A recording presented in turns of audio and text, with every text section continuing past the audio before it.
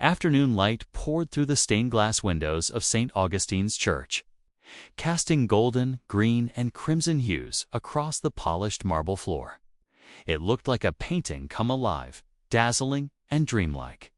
The string quartet played softly, each note steady and graceful, making Lauren Parker's heart pound so hard it felt as though it might burst. This was the day she had longed for since girlhood. The day she would walk down an aisle covered in white blossoms to the man she believed would be her forever. The pews were full. On the left sat Lauren's family, her parents, sister, brother, and a web of relatives dressed in bright colors, their laughter and chatter rippling warmly. On the right, the Carter family, elegant navy suits and pearl necklaces, the faint trace of expensive perfume lingering in the air. Two worlds so different, now bound together by what seemed like a perfect wedding. Lauren's fingers tightened around her bouquet of white lilies as she drew a deep breath. Her father, Mr. Parker, took her arm and guided her slowly past each row. Hundreds of eyes followed. Some guests stabbed away happy tears. Yet Lauren no longer heard the music or the whispers. Everything blurred except for Daniel. Waiting for her at the end of the aisle, Daniel Carter, in a perfectly tailored black tuxedo, looked as though he had stepped straight out of a magazine. Tall, composed, his hair neatly combed, his gaze fixed solely on her. When he smiled faintly, Lauren's heart melted. 3 years together through joy and trials, and today it would all begin anew. "My husband," she whispered inside, her lips curving with bliss. Beside Daniel stood the groomsmen.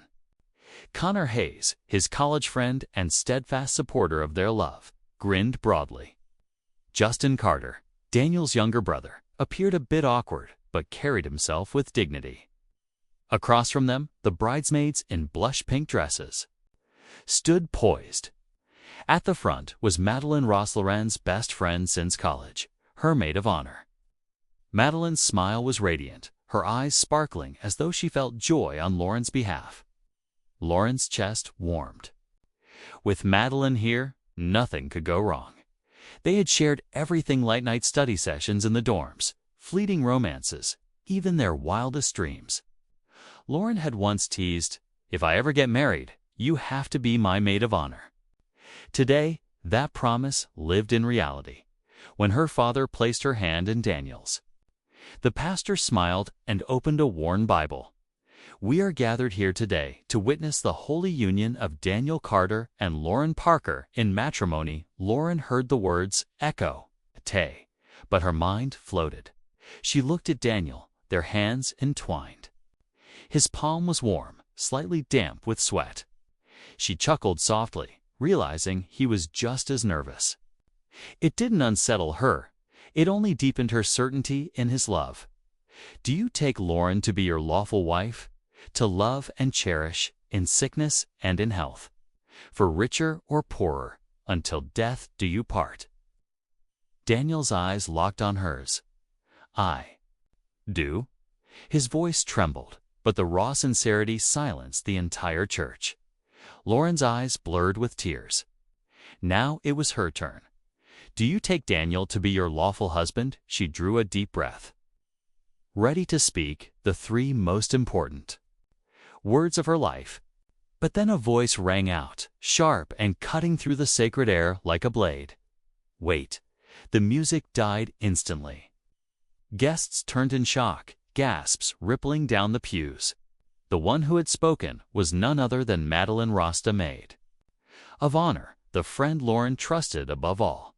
Madeline stood rigid, her face stern, her eyes blazing with an emotion Lauren had never seen before. Her voice echoed against the high arches. "Lauren, you can't marry him. You need to know the truth." Lauren froze. The pounding in her chest was no longer joy, but a surge of dread. Murmurs swelled. Her father stiffened, her mother gripped his hand in panic. Guest whispered, staring at Madeline in disbelief. Lauren turned to Daniel. His face had drained of color, his lips trembling as though he wanted to speak, but couldn't. And in that suspended instant, Lauren realized her sweet dream might be about to unravel into a nightmare. The church seemed frozen in time. Light still streamed through the stained glass, scattering red, gold, and green across the stone walls. But now it looked cold and cutting rather than radiant. The vows had been shattered mid-air, leaving a suffocating silence in their wake. Madeline Ross stepped forward, the blush-pink fabric of her bridesmaid dress flaring lightly. Her face burned with fierce resolve, her voice steady and unshaken. "Lauren, you can't marry Daniel." Because the entire congregation went still, hundreds of eyes locking onto her. "Because I'm carrying his child." The words detonated like a bomb. Gasps, cries, and hurried breaths erupted in unison. Someone blurted out, "Oh my God!" Wooden pews creaked as guests shot to their feet. Lauren felt the air drain from her lungs. The bouquet in her hands suddenly weighed like stone, so heavy she wanted to drop it. She turned to Daniel, desperate for denial, for one clear, strong rejection. But Daniel just stood there, pale as paper, lips trembling soundlessly. Her father shot up from the front pew, his eyes blazing red, ready to lunge. But her mother gripped his arm, whispering through clenched teeth, "Wait, let Lauren decide." Lauren's voice cracked when she managed to speak. "Madeline, what are you saying?" Madeline didn't falter. She lifted her chin, her voice echoing through the vaulted hall. "Daniel and I have been together for months. He told me his heart belonged to me, not you. And now I'm carrying his child. That baby deserves a father, and Daniel needs to face the truth." Each word sliced into Lauren's heart like glass.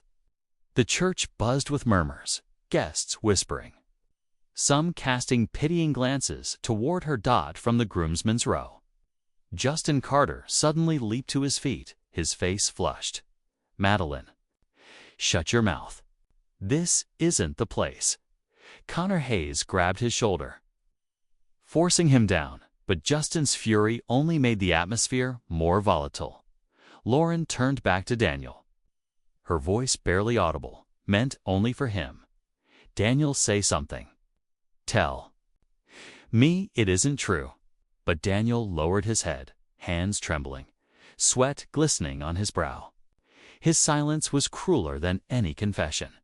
Madeline smiled then, a smile stripped of all friendship, gleaming with triumph and something darker, like hate. "See, Lauren, you were always just the safe choice, the respectable wife on paper.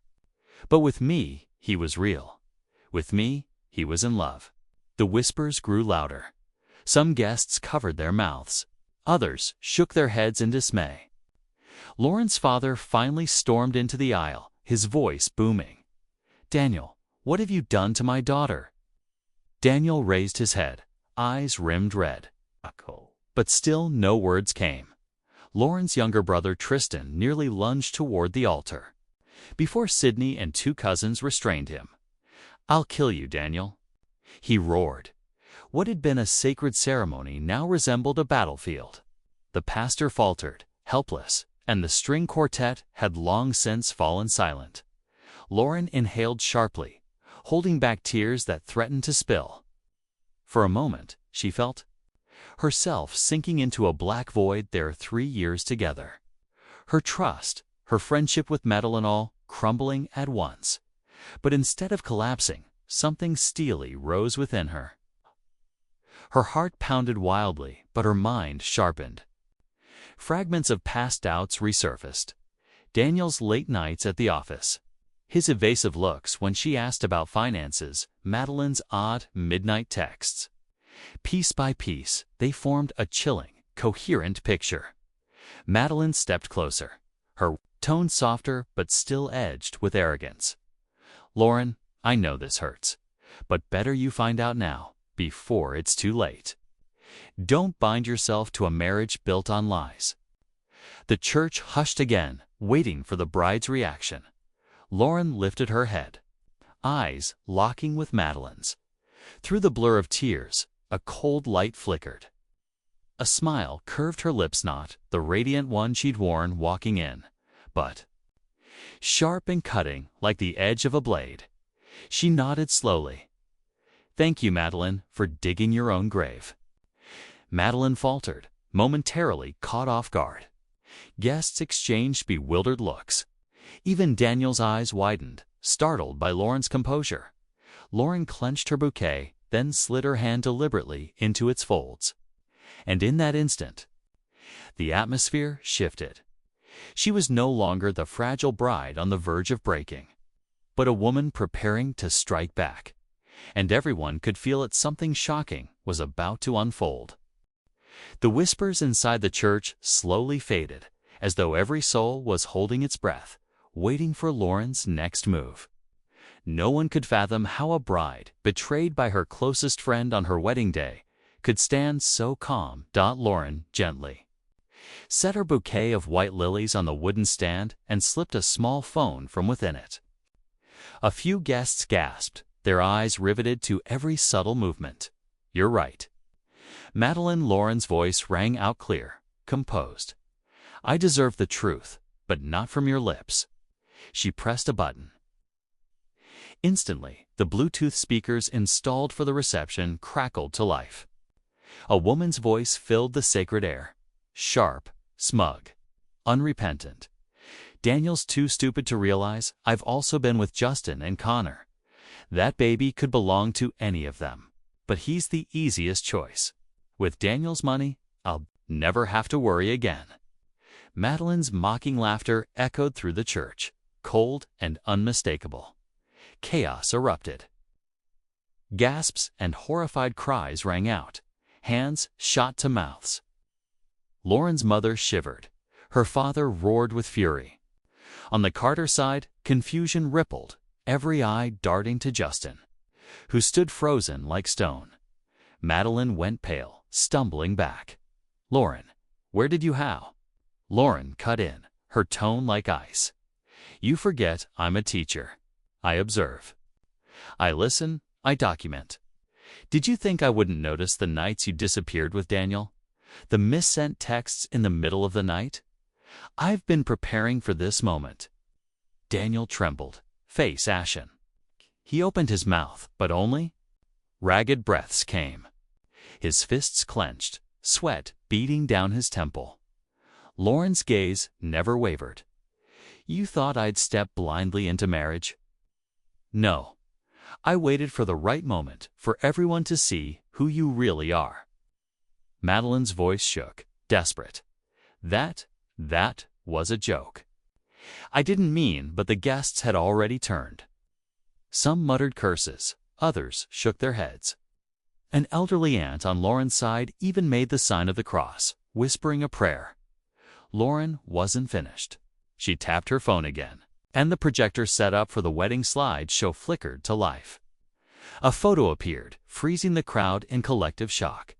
It showed Madeline in a different dress, slipping out of Lauren's apartment one early morning. Her face was weary, hair disheveled. The timestamp glared. Valentine's Day, the very day Lauren had worked back-to-back shifts at school. Lauren's finger pointed. "February 14th. While I was teaching, my best friend spent Valentine's with my fiancé. Romantic, isn't it?" A wave of gasps swept through the church, this time laced with jeering whistles. Daniel finally croaked. "Lauren, I can explain." Lauren's voice sliced through his plea. "Will you explain the diamond necklace too?" Every head swiveled toward Madeline. Round her neck glittered an exquisite diamond piece, one Lauren had spotted weeks earlier on Daniel's credit card statement. When she asked, he said it was a surprise for later. Lauren stepped closer, her words heavy as stone. "Surprising indeed that the gift was for my best friend, not me." Madeline's hand flew to her necklace, but it was too late. The church's lights only made it gleam brighter. The Parker family's fury broke loose. Tristan, Lauren's brother, thundered, "That's enough. I'll tear both of you apart Right here. Relatives rushed to restrain him as he fought to break free. Even Mr. Parker, seething with rage, clenched his fists to hold himself back. Lauren raised a hand, signaling them to stop. Her eyes fixed on Daniel, her tone bitter as ash. You swore you'd protect me. Be honest with me. Yet even now, you stay silent. That silence is your confession. Daniel sagged, drained of strength. He whispered hoarsely, I'm sorry, but the apology was drowned beneath a tide of disgust. No one cared to hear it. Madeline, desperate, tried to claw back. Ground. Lauren, please listen to me. I slipped up, but Daniel loves me. He told me he regretted proposing to you. Lauren's laugh was chilling, hollow, slicing through the hall. Pathetic. Madeline, you think you've won? No. Today, you've only unmasked yourself in front of hundreds. The church erupted. Shouts, curses, demands for them to leave. Guests stood, pointing, condemning. And yet Lauren wasn't done. Behind her icy composure flickered something deeper, something unspoken. It was clear to all, the true shock was still to come. The uproar in the church still hadn't died down. Murmurs, gasps, and furious stares bore into Daniel and Madeline. Lauren stood tall, her back lightly touching the wooden stand, her eyes gleaming in the muted gold of the stained glass. She drew in a deep breath, then calmly slid her finger across her phone screen once more. Do you think I only brought a few recordings and blurry photos? Her voice rang steady through the speakers. No. I came prepared to end this farce once and for all. Madeline's face blanched. Daniel shook his head, taking a step toward Lauren as if to plead. Lauren, please don't. That single don't, rather than protecting him, sounded like an admission. A few guests laughed bitterly. Others spat curses, unflinching. Lauren switched to the next slide on the projector. Bank statements. Large withdrawals glared across the screen, all from the joint savings account she had opened with Daniel. This was supposed to be for our first home, Lauren said, her tone chillingly calm. But in the last 3 months, over $30,000 vanished. And where did it go? She zoomed in. Line after line appeared luxury hotels, jewelry stores, and even direct transfers into Madeline Ross's account. The room exploded. Shouts of outrage, slamming fists on pews, gasps of disbelief. Madeline staggered, clutching her necklace, voice trembling. Lauren, please let me explain. I just borrowed it. Daniel promised he'd pay it back. Borrowed. Let out a cutting laugh, her eyes like blades. Did you borrow by forging my signature for a credit card? Or by draining the account I funded the most? Daniel kept his head bowed, mute. Lauren swiped again. Another document projected onto the wall. A lease agreement. This is the apartment Daniel co-signed for Madeline. He used my income documents to file it. Even the roof over her head was built on forged papers. Murmurs swelled to a roar. An older woman from the Carter family stood up, finger stabbing at Daniel. You disgrace this family. Lauren turned toward the crowd, her voice sharp and deliberate. I once believed Daniel was the love of my life, and Madeline, the only friend I could trust. But they didn't just betray love and friendship, they violated trust, finances, and my very dignity. They even filed loan papers, mortgaging the house I'd never had the chance to move into using. My name? Her father could take no more. He stormed forward, his voice booming. Daniel, you coward! Did you think money gave you the right to deceive my daughter? Her mother clung to him, sobbing, not wanting the day to descend into violence. Yet fury burned in her eyes. Justin Carter stood frozen, pale, torn between shame and disbelief. He looked from his brother to Madeline, then turned away. Connor Hayes clenched his fists. A tease on Lauren brimmed with something new. Respect for the woman who had just proven stronger than anyone had imagined. Lauren, wasn't finished. From her bouquet, she drew a red envelope and slipped out a crisp white paper. And here is the final piece of proof. A paternity test Madeline took 2 weeks ago. Madeline shrieked, lunging forward. No. Don't, but Lauren raised the paper high, her voice echoing off every wall. The results show Daniel's chance of being the father is 0. The biological father is she paused. The church held its breath.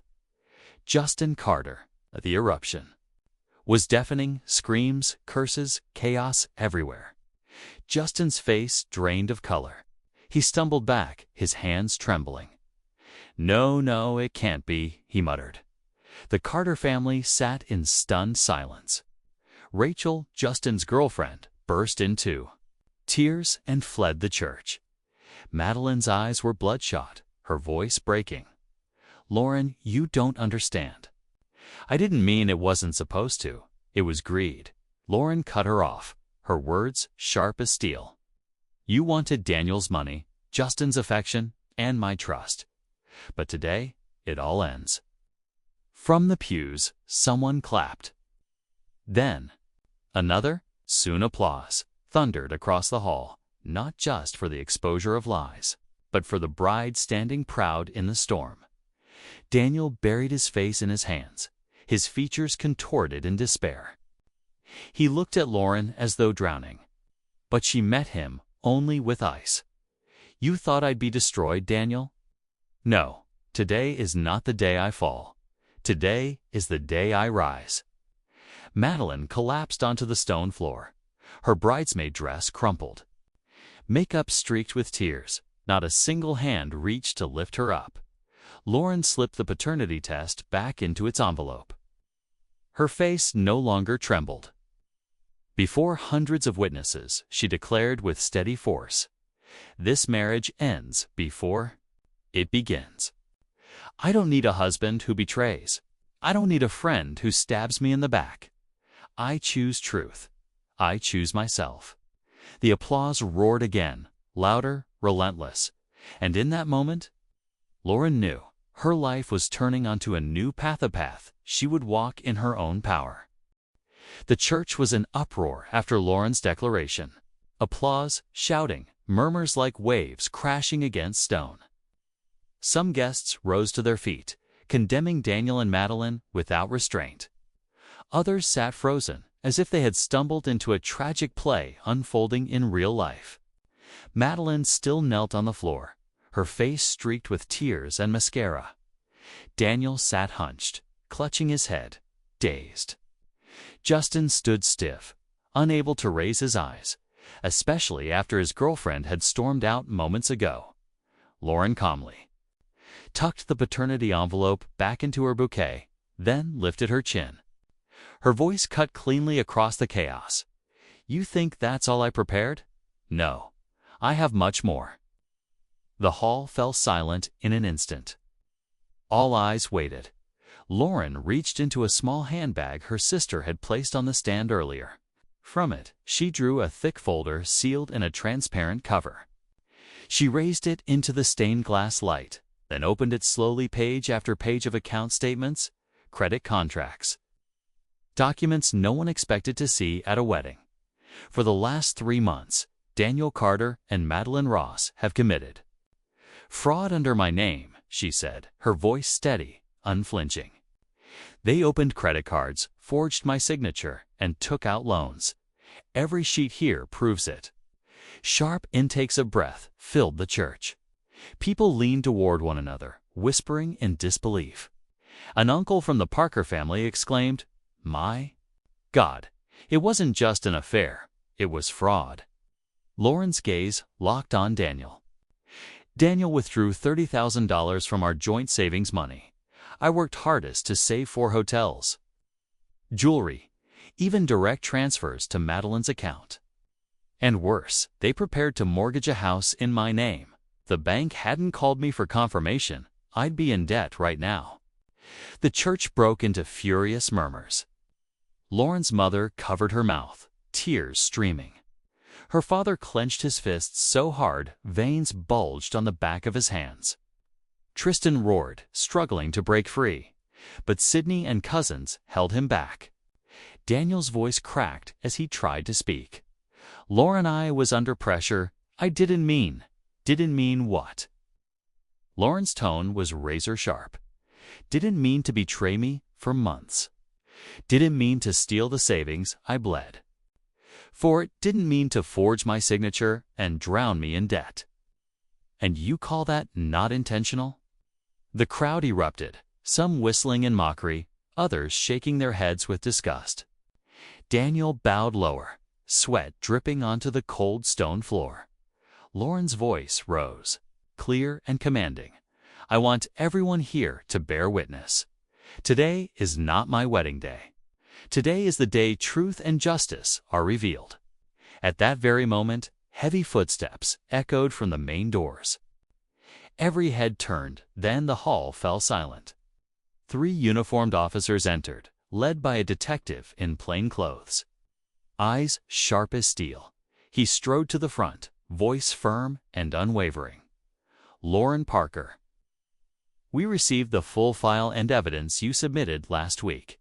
Thank you for your cooperation. Now he turned to Daniel and Madeline. Daniel Carter. Madeline Ross.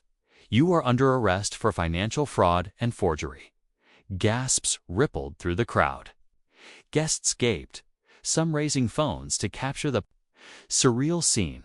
The groom and maid of honor handcuffed in the middle of a wedding. Madeline shrieked, tears spilling. No, you can't arrest me. I'm pregnant. You have to show mercy. The detective's voice was ice. Pregnancy does not erase your crimes. Daniel thrashed weakly as officers seized his arms. Lauren, tell them I didn't mean to, please. Lauren met his eyes, her voice resolute.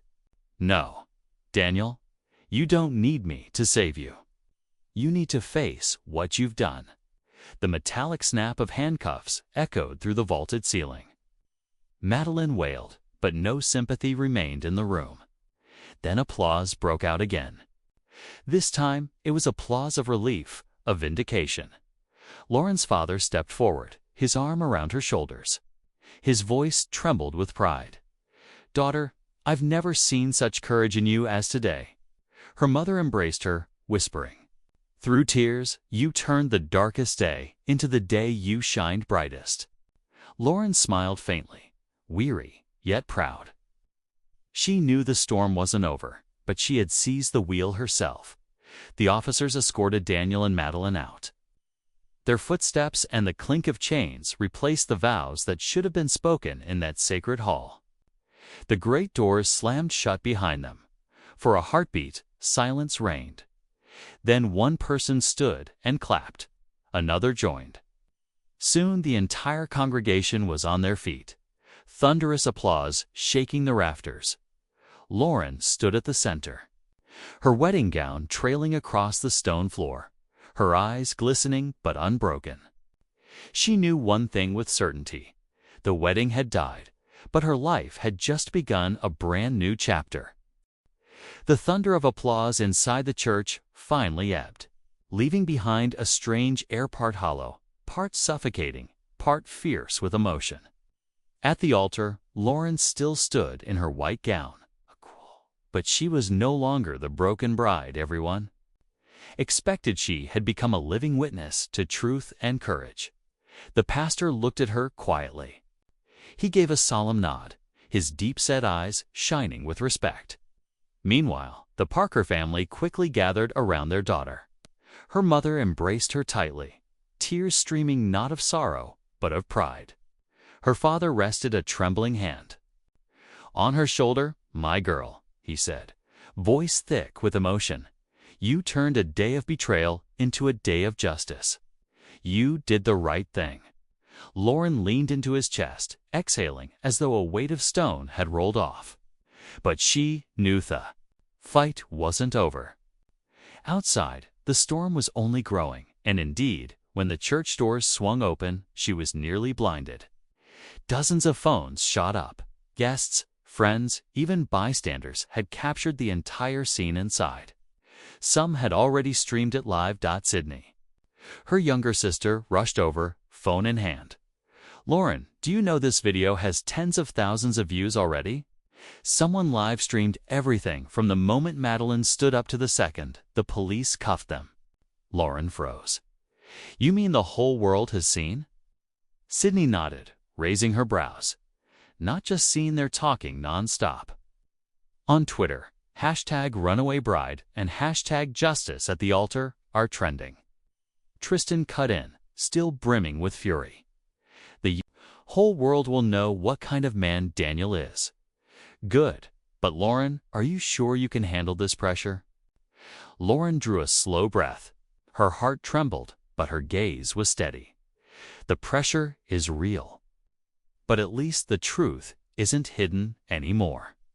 Her words had barely faded when a group of guests approached.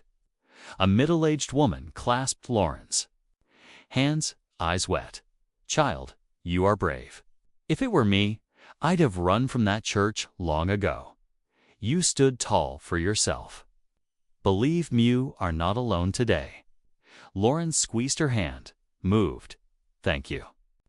Encouragement followed. All classmates, co-workers, even a few from the Carter's side, ashamed of Daniel and Justin, nodded in respect. But with sympathy came cameras. 2 local reporters appeared, mics raised. "Miss Parker, how do you feel right now? Do you want to send a message to Daniel Carter and Madeline Ross? Will you sue them?" Flashes went off, forcing Lauren to flinch back. Sydney stepped in front, sharp and protective. "No interviews.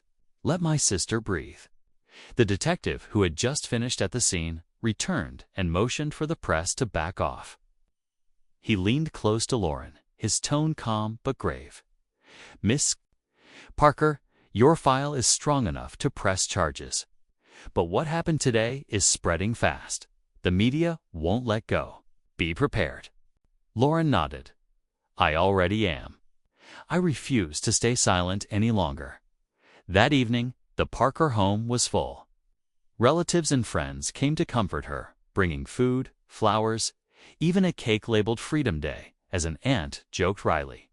Yet amid the bittersweet laughter, the air carried something new.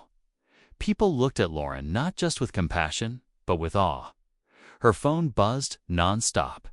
Messages, calls, emails poured in. Some from colleagues at the elementary school.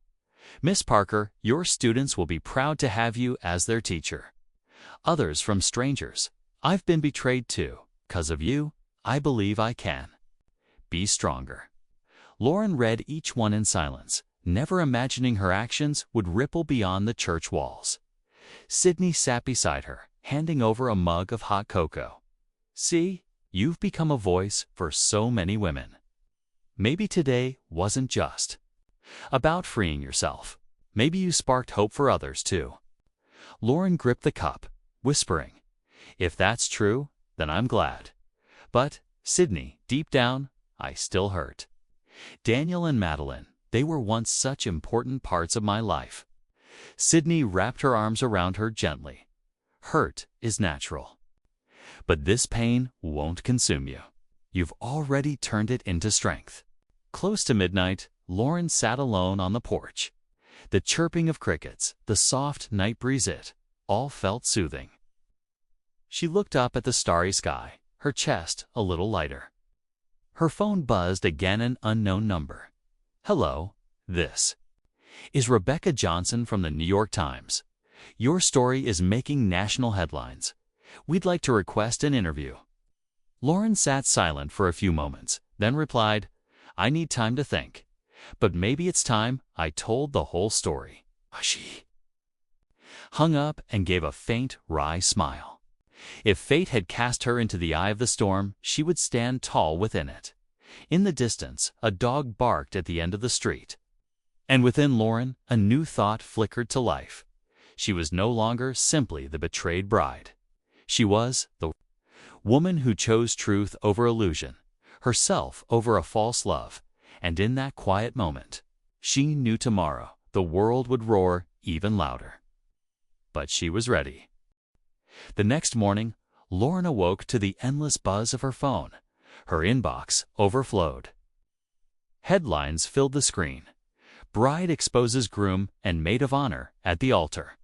From tears to justice, the story of Lauren Parker, #Justice at the altar. A small-town wedding sparks a national trend. Lauren pressed a hand to her forehead, steadying herself. She had never imagined her private heartbreak would become national news overnight in the kitchen. The smell of fresh coffee drifted through the house. Her mother worked at the stove while her father sat at the table. Newspapers spread out, his face drawn with worry. When Lauren entered, he lowered the paper and looked at her intently. "Sweetheart, the press won't leave you alone. Are you certain you want to face this?" Lauren sat across from him, her voice calm. "Dad, if I stay silent, people will invent their own version of the story. But if I speak, at least I can tell the truth." Her father hesitated, then slowly nodded. That afternoon, reporters had already gathered outside the Parker home. Neighbors lingered, whispering. Sydney gripped her sister's hand, murmuring, "You can say no at any time. Don't feel pressured." Lauren inhaled deeply and stepped onto the porch. Instantly, microphones and cameras pointed at her, voices firing like arrows. "Lauren, how did it feel to call off your wedding at the altar? Do you plan to sue Daniel Carter and Madeline Ross? Do you see yourself as a feminist icon?" Now, Lauren raised her hand, asking for silence. To her surprise, the crowd obeyed. She began, slow but firm. "Yesterday, I didn't intend to be a symbol or to inspire anyone. I just wanted the truth revealed. I refuse to walk into a marriage built on lies, and I refuse to be exploited any longer. What I did wasn't revenge, it was self-defense." A female reporter pressed on. "Some say your decision to expose the evidence in public was cruel. What do you think?" Lauren paused, then gave a faint, wry smile. "Cruelty didn't come from me. It came from the lies and the betrayals behind my back. I only chose to expose them. Sometimes truth hurts, but I'd rather suffer once than live." A lifetime in deception. The crowd stirred. Some reporters nodded, scribbling furiously. Another asked, "Do you have a message for people following your story?" Lauren turned straight to the cameras, her eyes alight. "If you're in a relationship where your heart keeps making excuses for cracks, you can't listen to your instincts. Don't fear the truth. It may hurt, but it will also set you free." Those words spread across the internet within hours. Her interview clip racked up millions of views. Comments flooded in. "This woman is proof of strength. I wish I had her courage. This isn't just a breakup story, it's a lesson in self-respect." That evening, Lauren sat quietly in her room. Her phone buzzed again. This time, not just with press inquiries, but messages from strangers around the world. One made her cry. "My husband betrayed me last year. I stayed silent out of fear. Today, after seeing your story, I finally signed the divorce papers. Thank you for giving me courage." Lauren clutched the phone, overcome with mixed feelings, pain, but also relief and pride. Sydney knocked gently, stepping in with a tablet. "Lauren, you need to see this." On the screen was a live national broadcast. The anchor's voice was clear. Lauren Parker, the bride, who ended her wedding at the altar, is now being hailed as the brave bride. Her story is inspiring millions. Lauren laughed through her tears. She never expected such a name. But deep inside, she knew she had done the right thing. Days later, a call came from a nonprofit that supports women facing betrayal and abuse. "We believe your story can help many," the representative said. "Would you consider joining a panel to share your experience?" Lauren hesitated, then smiled. "Yes, if my story can give someone else strength, I'll do it." That night, standing before the mirror, wiping away the last of her makeup, she whispered to her reflection, "I chose the truth, and it was the best choice I ever made." 1 week after that fateful day, Lauren stepped into the modest hall of the city's community center. Outside, a sign read, "Forum, Truth, Trust, and Women's Strength." She wore a simple navy blue dress, light makeup, her hair tied back neatly. No wedding gown, no lilies in hand, but in her eyes glowed something she had never carried before: confidence. Sydney walked beside her, whispering, "You okay?" Lauren smiled softly. "More than okay. Honestly, I've never felt this whole." Before, inside, every seat was filled. The audience spanned generations: middle-aged women, college students, even a few men sitting quietly at the back. On stage hung a poster of Lauren in her wedding gown, standing firm at the altar. The words printed in bold, "The Brave Bride." For a moment, Lauren's chest tightened. Memories of that stormy day rushed back. But then she drew a deep breath. It no longer felt like Panit, felt like proof. The moderator, a sprightly silver-haired woman, stepped up. "Today, we welcome someone extraordinary. A woman who turned the worst day of her life into her strongest. Please greet Lauren Parker." Applause thundered. Lauren walked forward, heart racing, but her steps steady. She took the microphone, gazed over the room, hundreds of expectant eyes. "Good evening, everyone," she began, voice wavering just slightly before finding its rhythm. "A week ago, I thought I'd become a wife. Instead, I became a witness to betrayal. I chose to reveal it all right there at the altar." The room hushed. She spoke briefly about Daniel's infidelity, Madeline's lies, the evidence she had gathered, the police arriving. With each word, murmurs of empathy rippled through the crowd. She paused. Glancing at the front row, a young mother clutching her baby, eyes swollen with tears. An older woman gripping her friend's hand tightly. Lauren felt it her story was reaching them. "I'm not sharing this to ask for pity," she continued, her voice stronger. "I share it because truth, even when it hurts, sets us free. Don't ever fear standing up for yourself. I'm no hero. I'm just a woman who refused to stay silent." Applause erupted, long and fierce. During the Q&A, a young woman rose, trembling. "Lauren, you gave me courage. My boyfriend always controls me, reads my messages, says I'm not enough. After seeing your video, I realized I don't have to accept that. I broke up with him." Lauren's throat tightened. She stepped down, embraced the girl.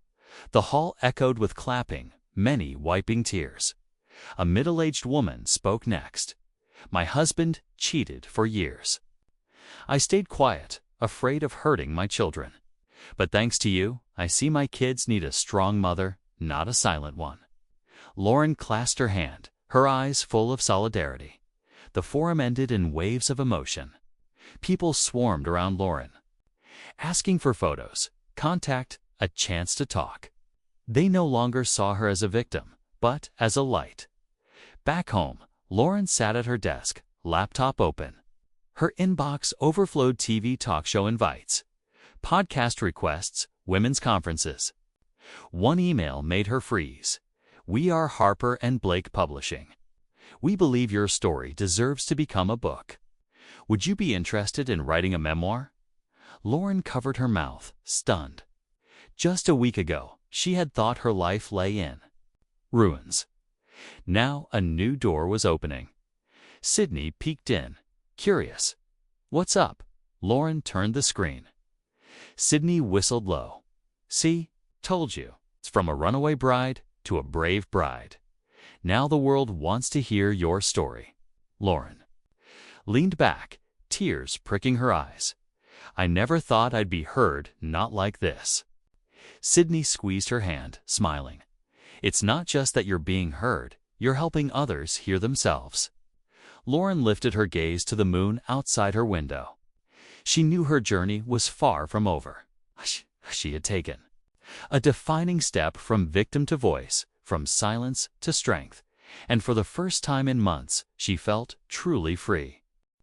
The next day, the luxury banquet hall that was meant to host Lauren and Daniel's wedding still glowed with lights. Tables were set, flowers arranged, dishes prepared. The contract couldn't be canceled. The bill had been paid months ago. When Lauren stepped in, she paused.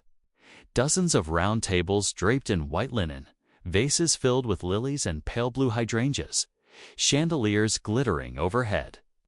Everything had been designed to honor her happiest day. But instead of despair, she smiled. No bride will leave this place broken. Tonight, we celebrate freedom. Her mother laughed through tears, nodding. Sydney whistled with excitement. Tristan slammed his palm on a table and declared, "That's right. Let's turn this wedding into the biggest freedom party this town has ever seen." News spread like wildfire. Instead of an awkward cancellation, more people showed up than expected. Guests stayed. Friends cheered. Neighbors curious about the scandal were welcomed in. The DJ originally booked for the reception, dancing switched on the music.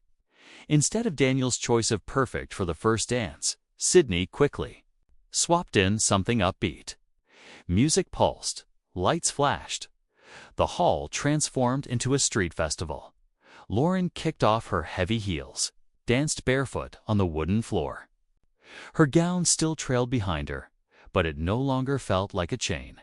She twirled with friends, cousins, children. Each step shook off the weight of betrayal, replacing it with joy. An elderly aunt raised her glass, voice loud and proud, too. Laurent, a woman who taught us truth, is more beautiful than any fairy tale. Cheers and clinking glasses filled the room. People embraced Lauren, whispered encouragement. No one spoke of Daniel or Madeline anymore. It was as if they had vanished.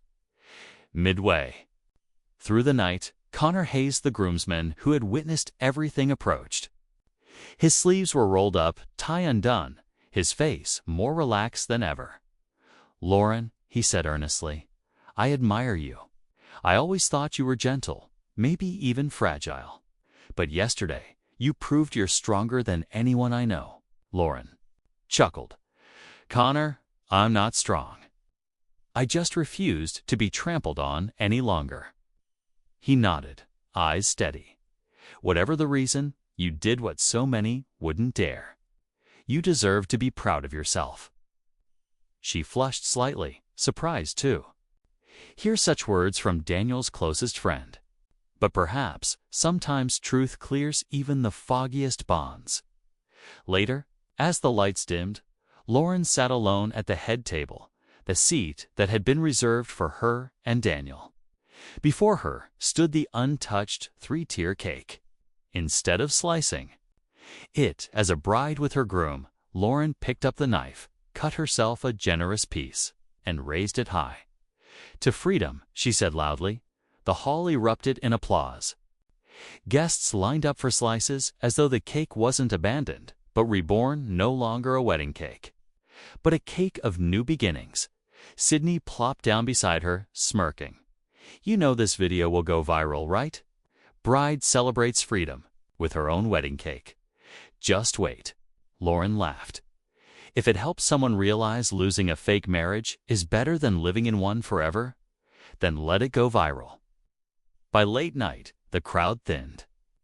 Only the Parker family and a few close friends remained, tidying up. Lauren stepped out onto the grand balcony, gazing at the glittering city lights below. The night wind lifted her hair, the faint scent of lilies drifting from the banquet hall. She closed her eyes, breathing deeply. The image of Daniel and Madeline being led away in handcuffs still lingered, but now it felt less like pain, more like justice served. Sydney came out, draping a shawl over her sister's shoulders. "Hey, you know what? From today on, no one's calling you the abandoned bride. They're calling you the brave bride." Lauren opened her eyes, watching the city shimmer. She nodded. "Then I'll live worthy of that name." In that moment, she knew. She had truly let go. A ruined wedding had become a freedom feast. And from here, the road ahead was hers alone, free of false promises, full of choices she would make for herself. 8 months after that fateful day at the church, Lauren sat at a small wooden table in a cafe in Barcelona. The sunset stretched over the sea, golden light blending with soft amber hues. On the table sat a deep red glass of sangria and a notebook, filled with scribbled pages, the first draft of the book. Harper & Blake Publishing had invited her to write. Lauren bit the tip of her pen, smiling to herself. She thought back to everything she had endured, the days when she thought her world had crumbled, only to find those very ruins had paved the way for unexpected paths. After Daniel and Madeline's arrest, there had been weeks of chaos. Newspapers, TV, social media. At times, she had wanted to run from it all, but instead, she chose to face it. She accepted invitations to forums and conferences, speaking about trust and self-worth. She visited universities and women's centers, sharing her story not to dwell on pain, but to show that truth has the power to heal. Each time she stood on a stage, Lauren felt herself grow a little stronger. Another change? She sold the old apartment too full of memories of Danielland, bought a small house on the outskirts of town with a lavender garden. In the backyard, there she adopted a golden mutt named Luna. Luna loved chasing butterflies in the yard and pawing at her bedroom door every morning until she took it out for a walk. Sydney would tease, "You don't need a man anymore. You've got Luna." Lauren would laugh, "Luna doesn't betray me. That's enough." Life was simple, but for the first time, it felt complete. At work, Lauren decided to return to university for a master's degree in special education. She still taught, but now she wanted to devote herself to children with unique challenges. Standing in front of her students, seeing their innocent eyes, she felt her own heart knit itself back together. A colleague once told her, "Lauren, those kids see you as a superhero." She had shaken her head with a smile. "No, I'm just someone who stumbled and learned to stand back up." But this trip to Europe was her true gift to herself. From the ancient Colosseum in Rome to the glitter of Paris, and now the vibrancy of Barcelona, city whispered that life still held immeasurable beauty. She wrote in her notebook, "If that day I had said I do, perhaps right now I'd be trapped in a false marriage. But because I chose truth, I'm sitting here in a foreign land, and I feel free." Looking up, she saw couples walking hand in hand by the shore. Instead of envy, she felt lightness. Happiness, she realized, doesn't always come from someone else. It comes from choosing your own worth. News of Daniel and Madeline still surfaced occasionally. They had been sentenced to 4 years in prison for fraud and forgery. Daniel sought leniency, but the evidence was irrefutable. Madeline gave birth in prison, and the Carter family took the child temporarily. When Lauren heard, she only shook her head. No hatred remained, only a tinge of pity. A reporter once asked her, "Do you think you'll ever forgive them?" Lauren smiled and answered firmly, "I don't carry hate. But forgiveness doesn't mean letting them back into my life.